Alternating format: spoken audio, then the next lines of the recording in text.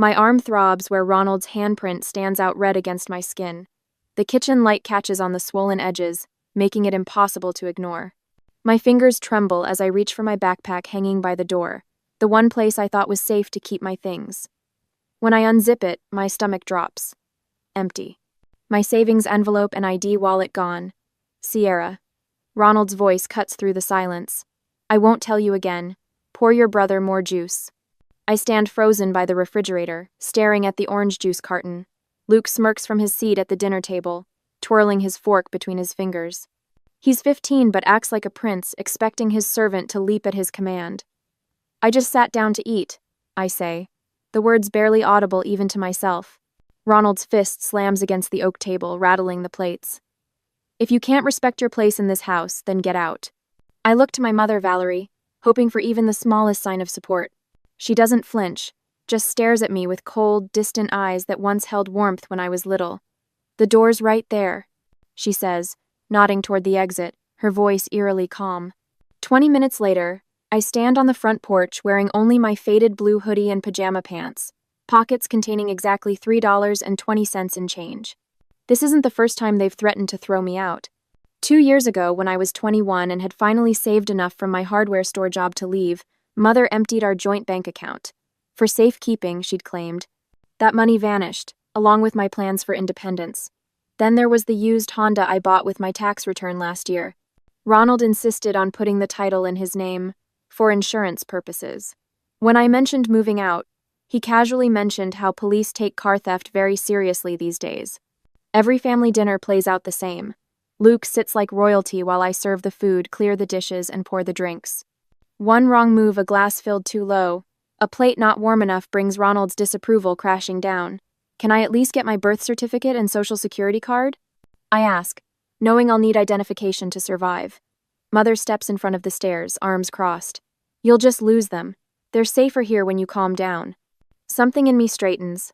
I've spent years hunching my shoulders, making myself smaller to avoid attention. But tonight, something breaks loose. I don't beg to stay. I don't apologize. I simply turn toward the door. You'll be back, Mother says, certainty lacing her voice. You have nowhere else to go. I walk out without another word. The deadbolt clicks behind me before I reach the bottom step. The sound echoes with finality. They'd locked the door before I could change my mind. Standing on the sidewalk, reality crashes over me. I have no ID, no phone, no transportation, and nowhere to go as night falls over Tucson. The desert air already carries the bite of evening chill against my thin clothes. I take one step, then another, away from the only home I've known. Lights glow in neighbors' windows, families gathered for ordinary evenings with ordinary problems. To them, I'm just a shadow passing under the streetlights. My eyes burn, but I refuse to cry. Not here where they might see from the window. Not here where my tears would give them satisfaction. I walk with my head up, each step carrying me farther from their control, even as fear tightens around my throat. The neighborhood falls away behind me. Ahead lies a city I barely know beyond the route to work, filled with people who have no reason to help me. But I keep walking, one foot in front of the other, dry-eyed and silent. I am Sierra Thorne, and tonight I own nothing but my name and the space I take up in the world. But for the first time, that space belongs entirely to me.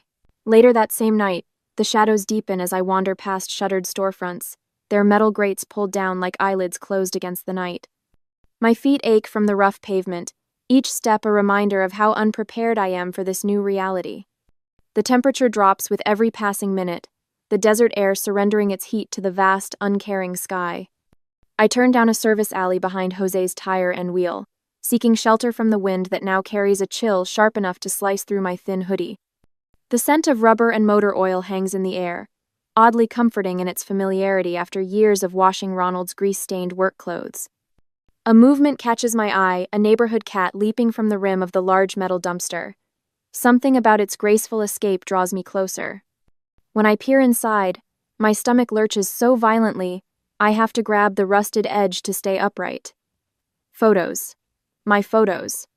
The faded Polaroid of my 5th birthday before my father left. The science fair certificate from 8th grade. My grandmother's hand-knitted blanket. The contents of my life tossed away like spoiled food.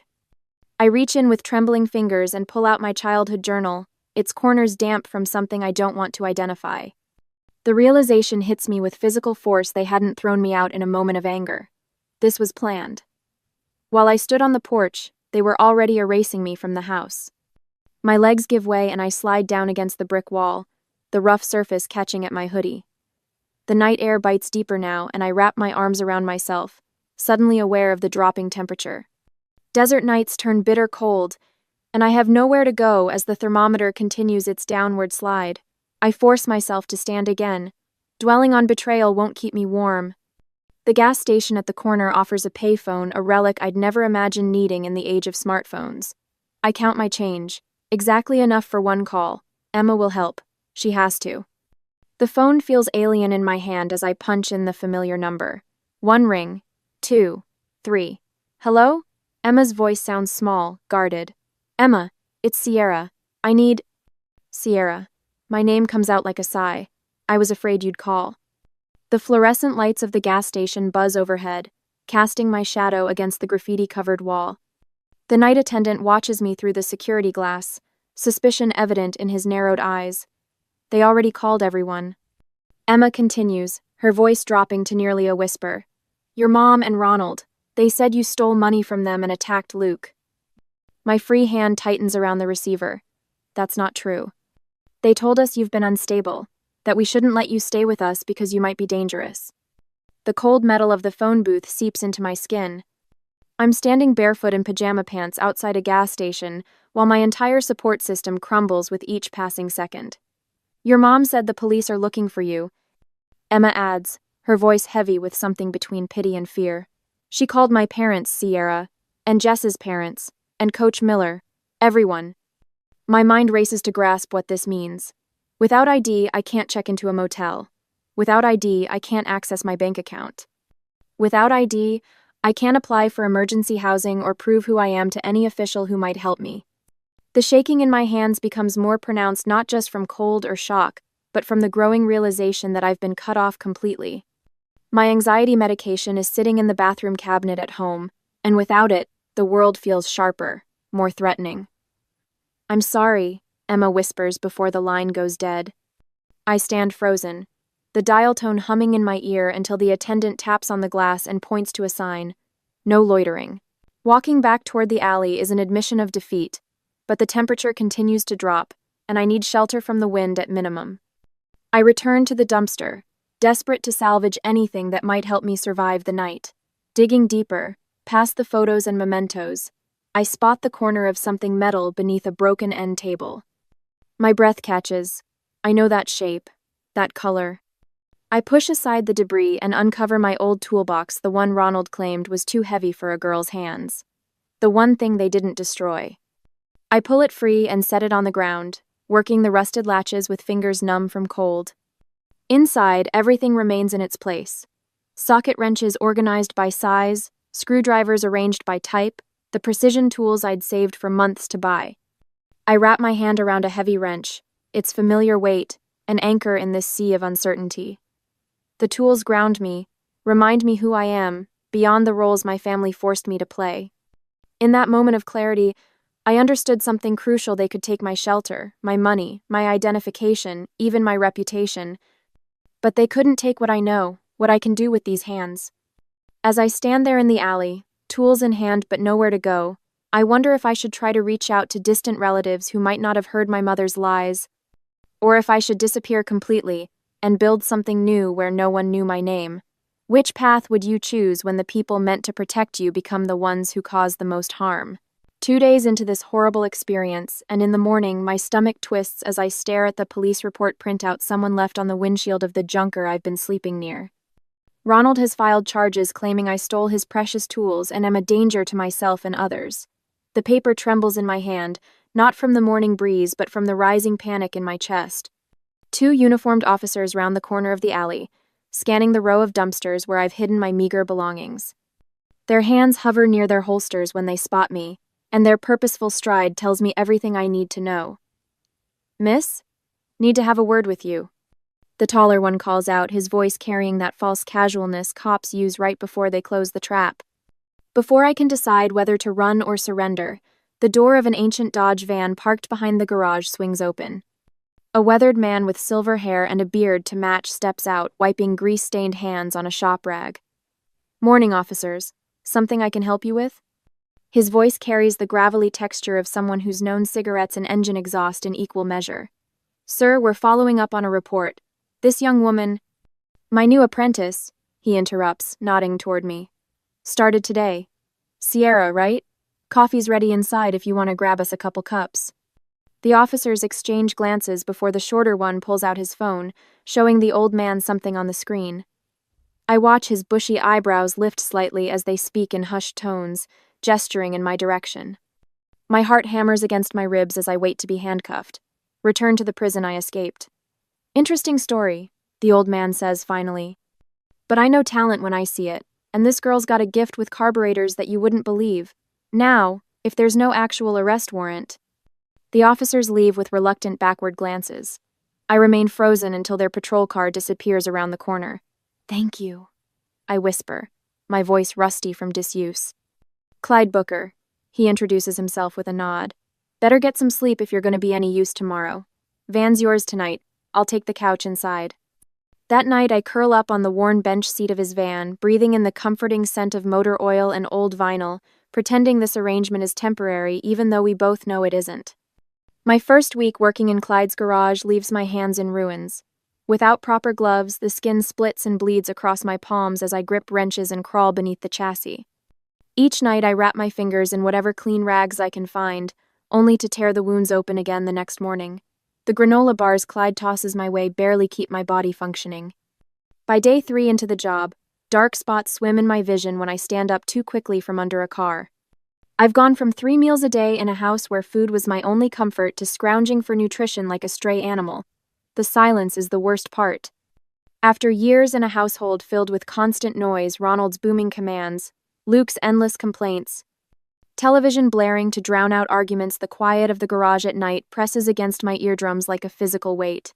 The intake manifold needs to be stripped and resealed. I practice saying aloud to myself when alone, just to hear a human voice. The timing belt should be replaced every 60,000 miles. Simple automotive facts become my lullabies, keeping loneliness at bay. Each passing car makes me flinch. Each customer who enters the shop transforms momentarily into Ronald in my mind. I drop tools, startled by innocent sounds, earning confused looks from Clyde. "Eat," Clyde says during our 3rd day, pushing half a sandwich toward me. His gnarled fingers, permanently stained with grease, tap the workbench impatiently until I take it. "Strong name. Sierra. Like the mountain range. You'll hold." The sandwich tastes better than anything I can remember. For the first time since walking out of my mother's house, I allowed myself a small smile.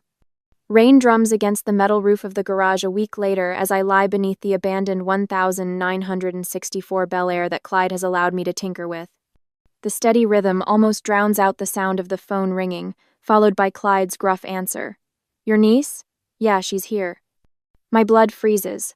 I remain perfectly still under the car, hoping to become invisible. Footsteps approach lighter than Clyde's work boots. Familiar perfume cuts through the smell of grease and gasoline. "Sierra?" My mother's voice, honey, sweet with concern. "Honey, you need to come out from under there." I slide out slowly, my face streaked with grease, but my eyes clear as I look up at Valerie. Her immaculate appearance pressed slacks. Styled hair stands in stark contrast to my oil-stained t-shirt and borrowed jeans. "We've been so worried," she says, maintaining a careful distance. "Ronald's sorry about what happened. We just want what's best for you, honey." The words hang in the air between us, familiar bait for a trap I've fallen into countless times before. What's best for me was never even a question in that house. I say, my voice steadier than I expected. Something shifts inside me, a realization as solid as the wrench in my hand. I don't need their approval to know my own worth. Their opinion of me has always been about control, never about truth. Clyde moves to stand between us, arms crossed over his chest. The girl stays if she wants to stay. The garage door opens again, admitting a tall man with salt and pepper hair wearing a button-down with Clay and Sons embroidered on the pocket. "Clyde, got those job offer papers you asked about?" he announces, nodding politely to my mother before extending a hand to me. "Clay Thompson, Clyde says you've got a natural touch with restorations. I stare at his outstretched hand, then at my mother's tightening expression. These strangers who barely know me have shown more respect for my abilities in days than my family has in years. I stand taller, wiping my hands on a shop rag before accepting Clay's handshake. My mother was just leaving, I say, voice steady. Valerie's lips press into a thin line before she turns and walks out into the rain, without opening her umbrella. The days that follow bring structure I didn't know I was missing. I work at Clay & Sons during daylight hours, learning electrical schematics and modern fuel injection systems. Evenings belong to the Bel Air, my hands growing steadier as Clyde watches from his folding chair, offering occasional guidance. After 2 weeks, I found a small envelope tucked beneath my pillow in the van. Inside, temporary ID paperwork, a social security card application, and $200 cash. The note reads simply, "First step to standing on your own, no payback needed." For the first time since that night on the porch, I allow myself to cry not from fear or loss, but from the strange, unfamiliar feeling of being seen for who I truly am. A month into this work, I have learned my things, and I have set the necessary goals. The fluorescent lights of Clay & Sons cast long shadows across the workbench as I spread out my 3-month plan. Each goal written in precise block letters: secure permanent ID by the 15th of August, open sole proprietor bank account by the 1st of September, find permanent housing by October. No maybes, just deadlines. You're burning yourself to the ground, kid, Clyde says, his weathered hands adjusting the carburetor I'd been cleaning for the Bel Air. 4 hours of sleep ain't sustainable. I shrug, the movement stiff from yesterday's welding practice. Neither is homelessness. My days blur into a relentless rhythm as another month passes. Mornings at Clay & Sons working electrical schematics until my eyes cross. Evenings with Clyde rebuilding the Bel Air's engine block bolt by meticulous bolt. Lunch breaks are spent memorizing repair manuals instead of eating. My arms ache from practicing welds until the metal seams disappear into perfect silver rivers. At night, I create an anonymous account on classicautorestore.net.user DesertPhoenix64. My first post about vapor lock issues in vintage carburetors receives 12 responses from veteran mechanics. By the 3rd week since the opening, they're asking me for advice. The paycheck sits heavy in my hand that month. Not the largest sum, but the money that belongs only to me. One Thursday afternoon, I went to the bank to open my account. The bank teller smiles as I open my account. Name on the account? Sierra Thorne. I say the word steadier than I feel. Just Sierra Thorne. The computer prints my receipt with only my name across the top. No joint holders. No one drains it while I sleep. 2 days later, Ronald's truck screeches into Clay's parking lot, gravel spraying against the shop doors. His face is florid, veins prominent across his temples as he barrels through the front office.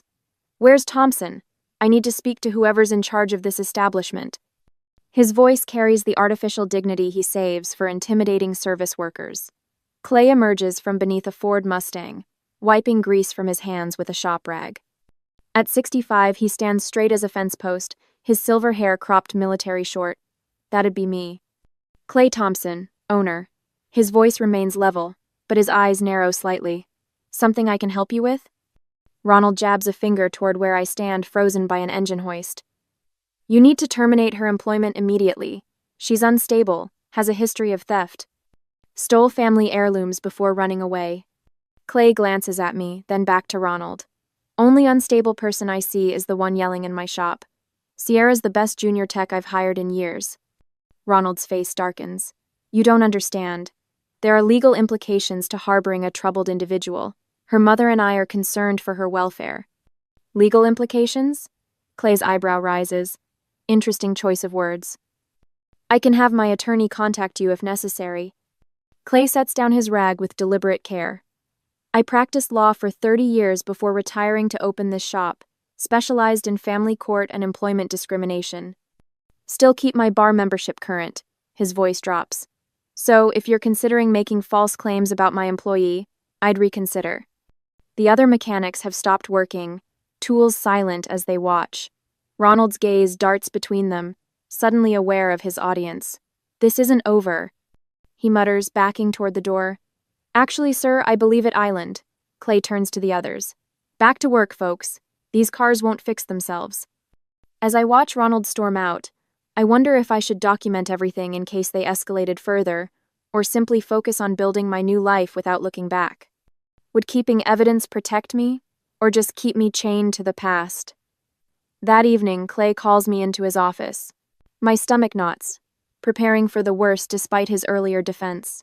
The apartment above the shop, he says, nodding toward the ceiling. Previous tenant moved out last month. Needs some work, but the rent's reduced if you're interested. Call it an apprenticeship perk. The words stick in my throat. I can't. Can't what? Accept help? Sierra, there's a difference between charity and investment. I invest in talent. He slides a key across the desk. It's yours if you want it. In days to come, the small apartment becomes my sanctuary. Clyde spends evenings teaching me restoration techniques he learned during his time as a mechanic in Vietnam. His fingers, gnarled with arthritis, still demonstrate precision welding that puts my attempts to shame. Patience, he says, guiding my hand. Metal's got a memory. Treat it with respect. Martha from the corner diner starts appearing at lunch, paper bags filled with sandwiches and homemade cookies. Can't have our best mechanic running on empty, she says, waving away my attempts to pay. My husband's Corvette needs work next month anyway. Consider it a down payment. Their kindness lands like rain on parched earth, startling at first, then gradually absorbed. No strings attached, no debts accumulated, no services demanded in return. Just genuine care that expects nothing back. Two customers chatting near the coffee machine don't notice me underneath the car they're leaning against. Ronald Thorne's landscaping business is circling the drain, one says. Heard he's drinking heavy now. Wife barely leaves the house anymore. Karma's a patient collector, the other replies. The shop phone rings later that afternoon. When I answer, there's breathing on the line, then a click. The caller ID shows Luke's cell number. That evening, Clay posts a flyer on the break room bulletin board. Phoenix Motor Revival Expo 2025, in bold letters across the top. The Bel Air's restoration is 3/4 complete, its gleaming body a testament to hundreds of hours of meticulous work. I trace my fingers over the expo date. For the first time, I'm building something that can't be taken away. 2 months later, as I was preparing for the expo, my phone buzzed against the workbench, rattling my socket wrench. Unknown number.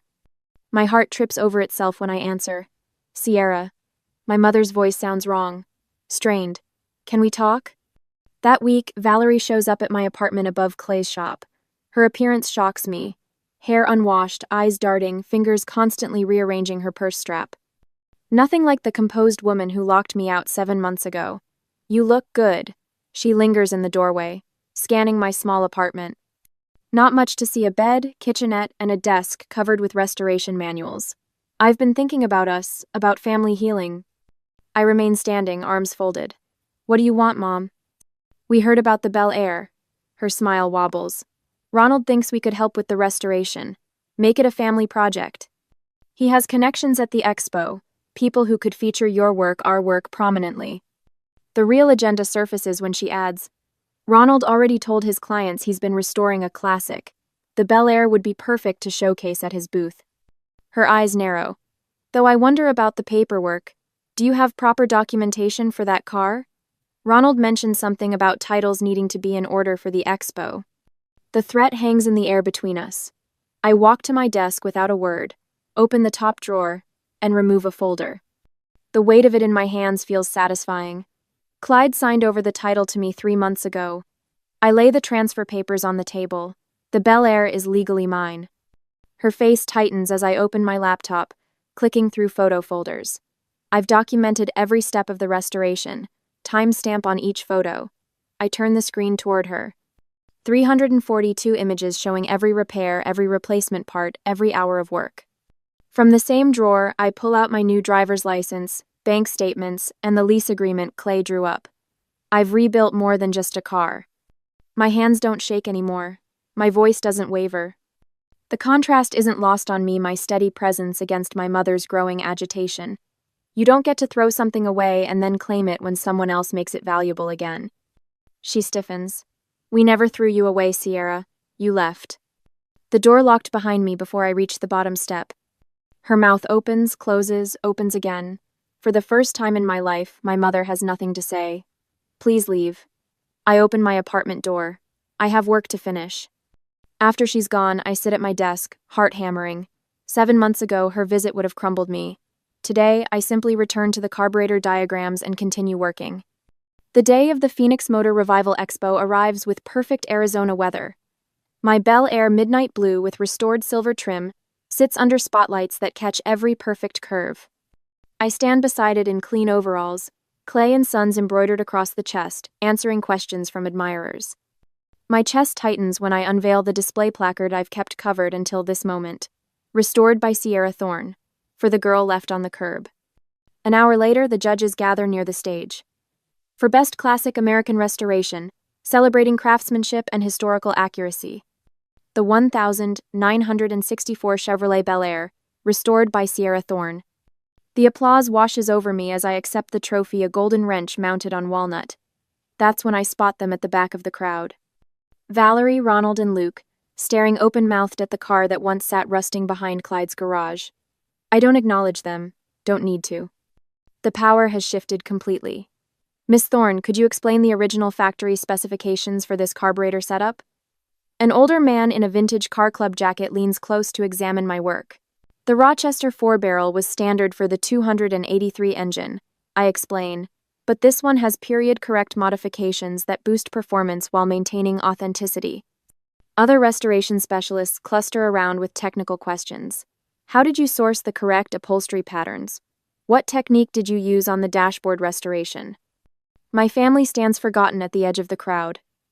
Ronald attempts to approach, but 3 different people step between us, asking about my paint selection process. The irony isn't lost on me. After years of being invisible in my own home, I'm now the center of attention while they fade into the background. Through gaps in the crowd, I notice Luke lingering nearby, staring at the car, then at me. He takes half a step forward before stopping, uncertainty on his face. He doesn't speak. A woman in a tailored suit approaches with a business card. Barrett Jackson Auction Program. We're looking for feature cars with compelling stories for our upcoming catalog. This Bel Air has exactly the kind of craftsmanship and narrative our collectors appreciate. As I take her card, whispers reach me from nearby attendees. That's Ronald Thorne's stepdaughter, isn't it? Heard his landscaping business is tanking since people found out how he treated her. Karma, someone else murmurs. I tuck the business card into my pocket and turn back to the growing crowd of admirers.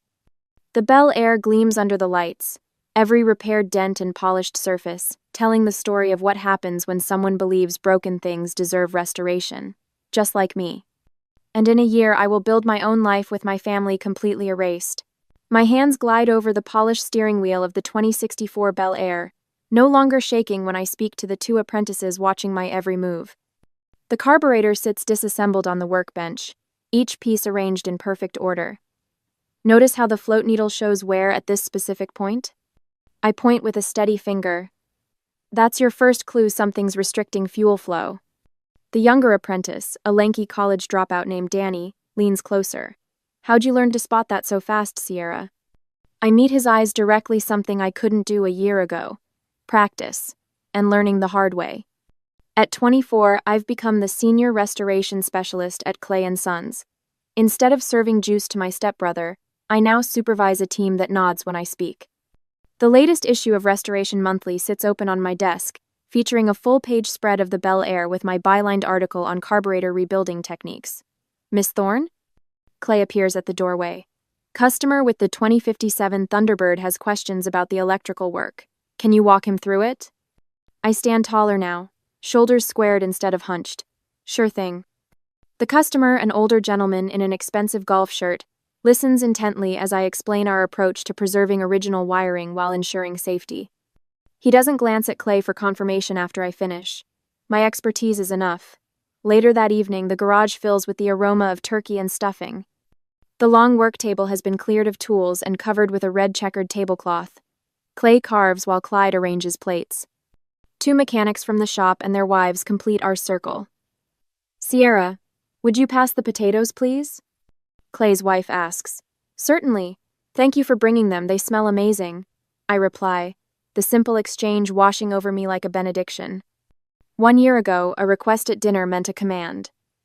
Now these words, please, thank you, certainly flow like oil through a well-maintained engine. No one's fist pounds the table when a glass tips over.